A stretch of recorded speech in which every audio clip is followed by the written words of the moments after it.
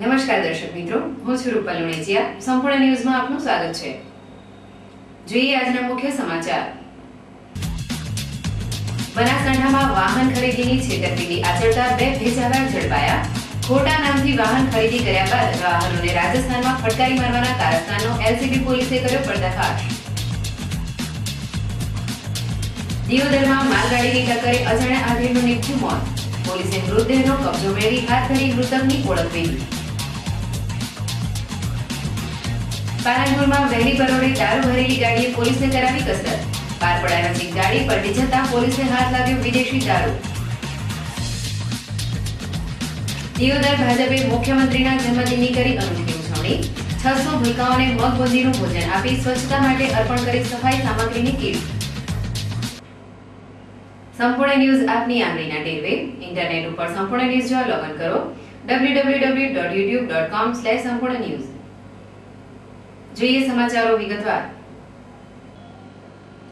બનાસકાંઠામાં ખોટા નામ ધારણ કરી સામાન્ય ડાઉન પેમેન્ટથી વાહનોની ખરીદી કરી બાદમાં આ વાહન રાજસ્થાન ખાતે વેચી વાહન માલિકો સાથે છેતરપિંડી કરતા બે ભેજાબાજ શખ્સોને પોલીસે ઝડપી પાડ્યા છે.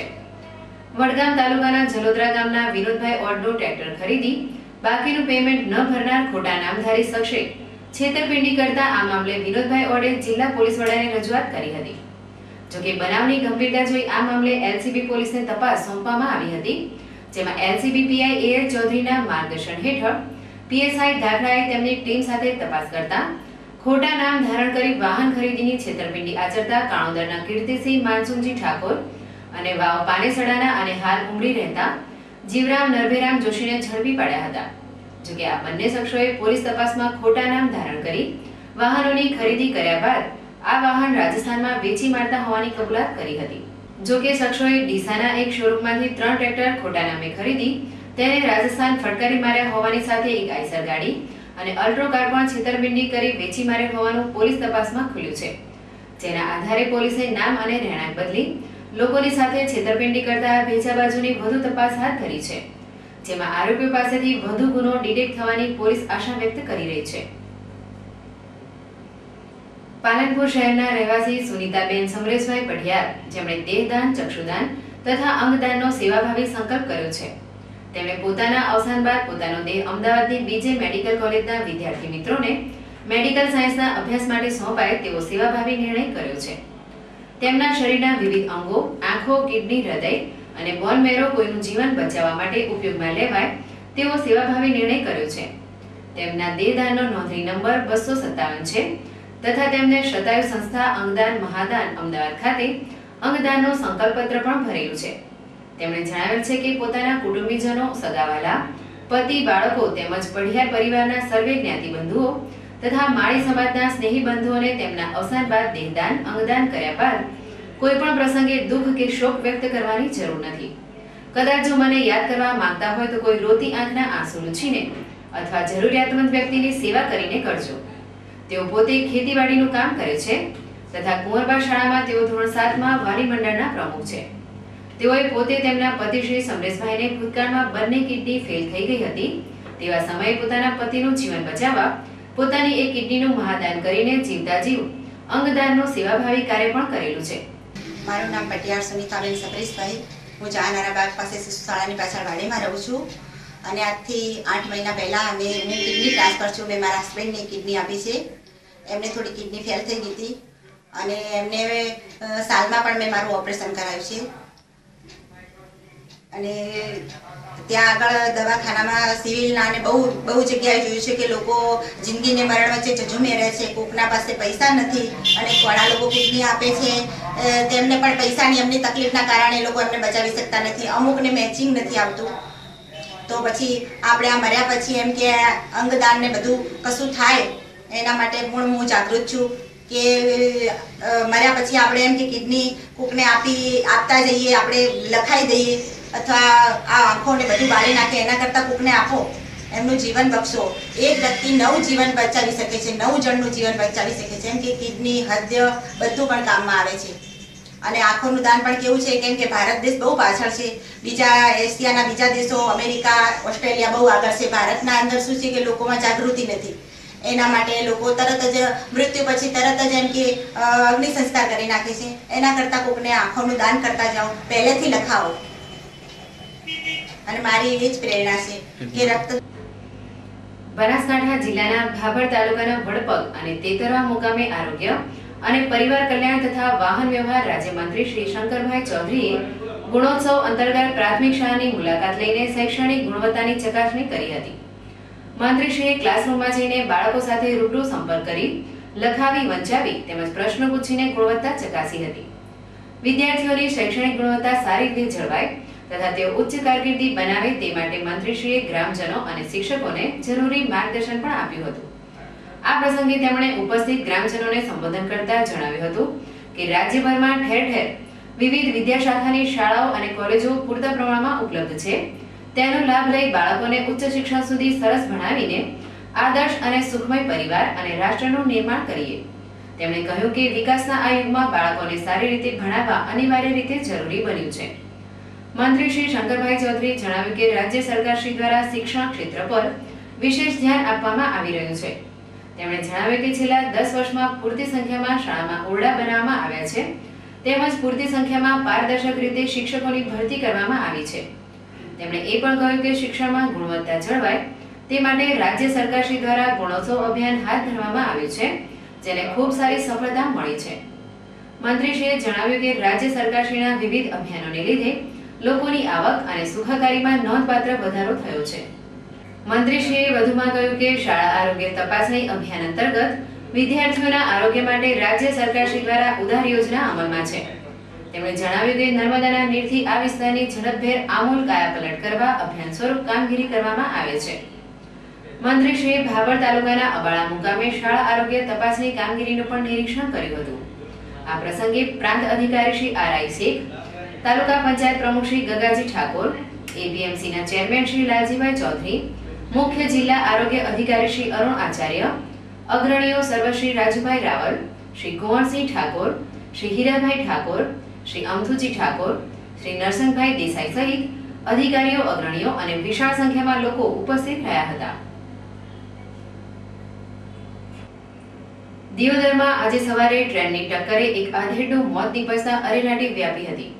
બનાસકાંઠા તાલુકા મથક દિયોદરમાં આજે સવારે 10 વાગ્યાના સમયે એક અજાણ્યો આધેડ રેલવે પાટા ક્રોસ કરી રહ્યો હતો.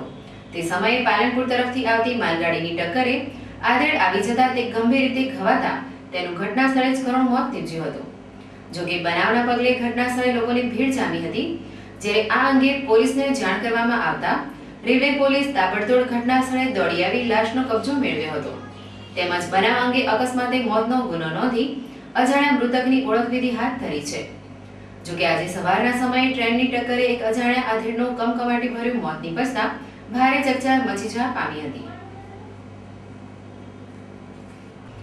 પાલનપુરમાં આજે વહેલી પરોઢે રાજસ્થાન તરફથી આવતી એક દારૂ ભરેલી ગાડીનો પોલીસે ફિલ્મી ઢબે પીછો કર્યો હતો. જેમાં પોલીસ પકડથી બચવા ભાગી છૂટેલ ગાડી પારપડા ગામ નજીક પલટી જતા ગાડીનો ચાલક ભાગવામાં સફળ રહ્યો હતો. જ્યારે પોલીસને વિદેશી દારૂ અને ગાડીનો કબજો મેળવી સંતોષ વ્યક્ત કરવો પડ્યો હતો. પાલનપુર પશ્ચિમ પોલીસ મથકના પીઆઈ એમ.બી. વ્યાસે બાતમીના આધારે આજે વહેલી સવારે પોલીસ ટીમ સાથે આરટીઓ ચોકડી ઉપર નાકાબંધી ગોઠવી હતી. જેમાં રાજસ્થાન તરફથી આવતી બાતમીવાળી સ્કોર્પિયોને અટકાવવાનો પ્રયાસ કરતા આ ગાડીના ચાલકે પોલીસ પકડથી બચવા ગાડી ભગાવી મૂકી હતી. જોકે પોલીસે આ ગાડીને ઝડપી પાડવા તેનો ફિલ્મી ઢબે પીછો કર્યો હતો. જે જોતા સ્કોર્પિયોના ચાલકે પારપડા બાજુ ગાડી હંકારી મૂકતા ગાડી રોડ સાઈડમાં પલટી ગઈ હતી. તે સમયે અંધારાનો લાભ ઉઠાવી ગાડીનો ચાલક ફરાર થઈ ગયો હતો. જોકે પોલીસની આ દોડાદોડીના અંતે પલટી ગયેલ ગાડીમાંથી રૂપિયા 1.58 લાખનો વિદેશી દારૂ હાથ લાગતા પોલીસે 6 લાખની ગાડી સાથે કુલ રૂપિયા 7.58 લાખનો મુદ્દામાલ કબજે કરી બનાવની તપાસ હાથ ધરી છે.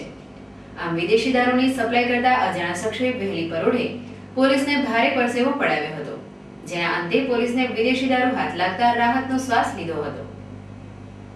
તથા સેક્રેટરી શ્રી બીવી મકવાણા સાહેબ તથા ડિસ્ટાફના માણસો સુમેરસિંહ તથા મુકેશભાઈ તથા પીઆઈ રાઇટર શ્રી ઈશ્વરભાઈ ભાટિયા આ તમામે સવારે વહેલા ખાનગીરાએ બાતમી મળતો એક સ્કોર્પિયો ગાડી નંબર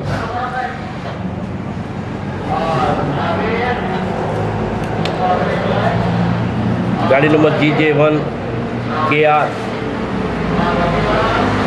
5234ની દારૂ ભરીને આવે તેવી હકીકત આધારે નાકાબંધીમાં RTO સર્કલ તરફ હતા તે દરમિયાન ગાડીનો ચાલક ગાડી લઈને નાસવા દેતો તેનો પીછો કરી પારપરા રોડ ઉપર તેને પકડી પાડેલ અને જે ગાડી પારપરા રોડ પર પૂર ઝડપે ચલાવી પલટી ખવડાવી નાસી ગયેલ અને જેના વિરુદ્ધમાં કાયદેસર અને જે ગાડીમાં દારૂ કિંમત રૂપિયા 1,58,900 તથા ગાડીની કિંમત 6 લાખની મળી। કાંકરેજ તાલુકાના વેપારી મથક ખાતે ગુરુવારે બનાસકાંઠા જિલ્લા સહકારી સંઘ દ્વારા આયોજિત 61મો અખિલ ભારત સપ્તાહ બનાસકાંઠા જિલ્લા સહકારી સંઘના ચેરમેનની અધ્યક્ષતામાં યોજાયો હતો, જેમાં ખેડૂતોને સહકારી પ્રવૃત્તિના કારણે થતા વિકાસ અંગે સમજ અપાઈ હતી। થરા માર્કેટયાર્ડ ખાતે બનાસકાંઠા જિલ્લા સહકારી સંઘ માર્કેટયાર્ડના ચેરમેન અને જિલ્લા સહકારી સંઘના ચેરમેન અણદાભાઈ પટેલની અધ્યક્ષતામાં અને ગુજકો માસોલના ડિરેક્ટર અમૃતભાઈ દેસાઈ, ભાજપ અગ્રણી ભરતભાઈ ભટેસરિયા, માર્કેટયાર્ડના વાઇસ ચેરમેન ભુક્તાજી ઠાકોર તથા સહકારી આગેવાનોની ઉપસ્થિતિમાં 61મો અખિલ ભારત સપ્તાહ યોજાયો હતો, જેમાં તાલુકાભરમાંથી સહકારી મંડળોના ચેરમેન, મંત્રીઓ અને ખેડૂતો ઉપસ્થિત રહ્યા હતા। આ પ્રસંગે બનાસકાંઠા જિલ્લા સહકારી સંઘના ચેરમેન અને APMC થરાના ચેરમેન અને કાર્યક્રમના અધ્યક્ષ અણદાભાઈ પટેલે જણાવ્યું હતું કે સહકારી માળખાની રચના પહેલા ખેડૂતોને શાહુકારો પાસેથી ધિરાણ મેળવવું પડતું હતું, પરંતુ સહકારી માળખાની રચના થતા અને સહકારી મંડળો ઊભી કરાતા ખેડૂતોને આર્થિક અને ખેતી ક્ષેત્રે પ્રગતિ થઈ છે। આ પ્રસંગે જિલ્લા સહકારી સંઘના માનદ મંત્રી નરસિંહભાઈ પટેલ, હરગોવનભાઈ જોશી, કિશોરભાઈ પ્રજાપતિ, ઈસુભા વાઘેલા, હસમુખભાઈ પટેલ અને સહકારી આગેવાનો ઉપસ્થિત રહ્યા હતા। પાલનપુર તાલુકાના ટાકરવાડા ગામના એક શિક્ષક પતિએ પોતાની પત્નીનો ગર્ભપાત કરાવી તેને તગેડી મૂકતા મામલો પોલીસ થાણે પહોંચ્યો છે, જેમાં દહેજ અને પુત્ર માટે મેણા ટોણા મારી શારીરિક અને માનસિક ત્રાસ ગુજારતા સાસરિયા વિરુદ્ધ પરિણીતાએ ગઢ પોલીસ મથકે ફરિયાદ દાખલ કરાવી છે। આ બનાવની વિગત કંઈક એવી છે કે અમીરગઢ તાલુકાના કરજા ગામના મંજીભાઈ પરમારની પુત્રી પુષ્પાબેન પરમારના લગ્ન 15 વર્ષ અગાઉ ટાકરવાડા ગામના ગોવિંદભાઈ ધનજીભાઈ પરમાર સાથે કરવામાં આવ્યા હતા। આ યુગલના લગ્ન સંસારમાં 2 દીકરીઓના જન્મ થતા પુષ્પાબેનના પતિ ગોવિંદભાઈ પરમાર કે જે શિક્ષક તરીકે ફરજ બજાવે છે, તેમની માતા અને ભાઈ દહેજ અને પુત્ર માટે પુષ્પાબેનને મેણા ટોણા મારી શારીરિક અને માનસિક ત્રાસ ગુજારતા હતા, પરંતુ પરિણીતા પુષ્પાબેને તેનો સંસાર ટકાવી રાખવા મૂંગા મોઢે ત્રાસ સહન કરતી હતી। તે દરમિયાન પુષ્પાબેનને ગર્ભ રહેતા તેના શિક્ષક પતિ ગોવિંદ ધનજી પરમાર, તેની સાસુ અમરીબેન પરમારે પુષ્પાબેનની મરજી વિરુદ્ધ પાલનપુરની એક ખાનગી હોસ્પિટલમાં તારીખ 6 જુલાઈના રોજ ગર્ભપાત કરાવ્યો હતો। બાદમાં તેને સાસરીમાંથી તગેડી મૂકી હતી, જેને લઈ ન્યાયની લડાઈ લડવા આ પીડિત પરિણીતાએ તેના પતિ, સાસુ, જેઠ, જેઠાણી વિરુદ્ધ ગઢ પોલીસ મથકે શારીરિક અને માનસિક ત્રાસ ગુજારવાની સાથે તેનો ગર્ભપાત કરાવવાની ફરિયાદ દાખલ કરાવી છે, જેને લઈ પોલીસે આ બનાવના આરોપીઓ સાથે પાલનપુરના એક ખાનગી ગાયનેક તબીબ વિરુદ્ધ કાયદેસરની કાર્યવાહી હાથ ધરી છે। દિયોદર તાલુકા ભાજપ સમિતિ દ્વારા ગુજરાતના મુખ્યમંત્રી આનંદીબેન પટેલના જન્મદિનની અનોખી ઉજવણી કરવામાં આવી હતી, જેમાં બેડા ગામે આંગણવાડી કેન્દ્રોમાં બાળકોને બુંદી અને મગનું ભોજન અપાયું હતું। સાથે સ્વચ્છતા અંગે લોકોમાં જાગૃતિ આવે તે હેતુથી આંગણવાડી કેન્દ્રોમાં સફાઈની સામગ્રી આપવામાં આવી હતી। 25 નવેમ્બરના રોજ ગુજરાતના મહિલા મુખ્યમંત્રી આનંદીબેન પટેલનો જન્મદિવસ હોય દિયોદર ભાજપે પોતાના લાડીલા મુખ્યમંત્રીના જન્મદિનને યાદગાર બનાવવા બેડા ગામે દિયોદર તાલુકાની 190 જેટલી આંગણવાડીના 600 બાળકોને મગ અને બુંદીના પૌષ્ટિક આહારનું વિતરણ કરવામાં આવ્યું હતું। તેમજ વડાપ્રધાન નરેન્દ્ર મોદીના સ્વચ્છ ભારત સ્વપ્નને સાકાર કરવા આંગણવાડી કેન્દ્રોમાં સફાઈ સાધનોની કીટ અર્પણ કરવામાં આવી હતી।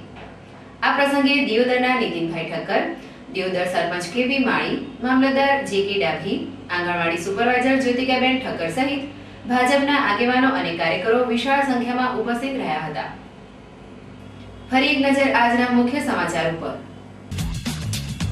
બનાસકાંઠામાં વાહન ખરીદીની છેતરપિંડી આચરતા 2 ભેજાવાર ઝડપાયા। ખોટા નામથી વાહન ખરીદી કર્યા બાદ વાહનોને રાજસ્થાનમાં ફટકારી મારવાના કારસ્તાનનો LCB પોલીસે કર્યો પર્દાફાશ।